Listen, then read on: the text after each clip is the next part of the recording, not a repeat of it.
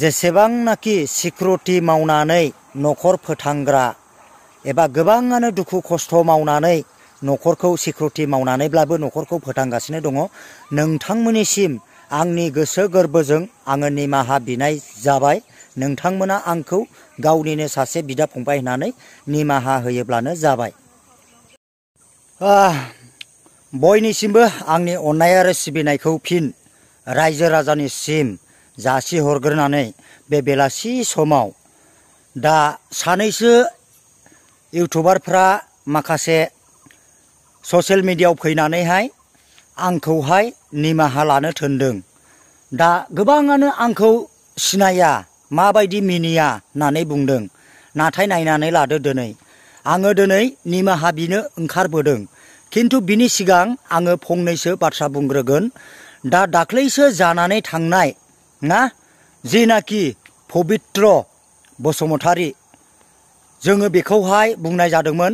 बे भिडिअखौ आङो गुबुननि सासे लोगोनि चेनेलावहाय बुंनाय जादोंमोन लोगोफोरना। दा सासे लोगोआ आंनावहाय सोंनायलाय आङो बिनि चेनेलावहाय बुंनानै होनाय जादोंमोन। दा मोनसे खोथाया बेनो जादों जाहैबाय मा, जाय पबित्र बसुमतारीया सिकिउरिटि थायो, नै बै बिथांनि थाखाय दिनै मोनसे आब' फैसालिनि न'खरा दिनै गावस्रानानै दङ। दासिमावबो सलुसन जायाखै। बै जायनाखि थगायनानै लिंहरग्रा पबित्र बसुमतारी, जोङो नै बेखौहाय लानानैहाय भिडिअ खालामनाय जादोंमोन आरोखि ना। दा बिनि गेजेरावहाय माखासे बिथांमोना सिकिउरिटि माने मासे सैमा होननायावहाय माने आंखौ दुखु मोनदों, गाज्रि मोनदों। थिग आंबो बेखौहाय दिनै गनायनानै लादों।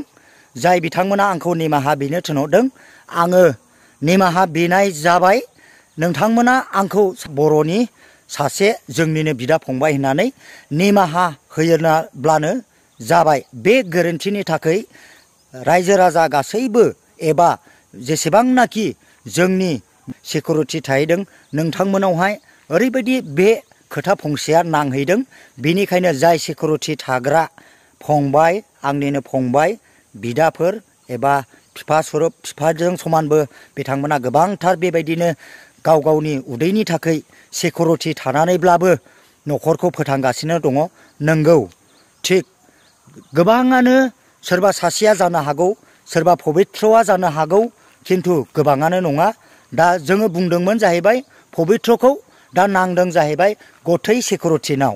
दा बेनिखायनो आङो जेसेबांनाखि सिकिउरिटि थाग्रा आंनिनो बिदा फंबायफोर दङ, आं बेनाव आंनि गोसो गोथारै आङो निमाहा बिनाय जाबाय।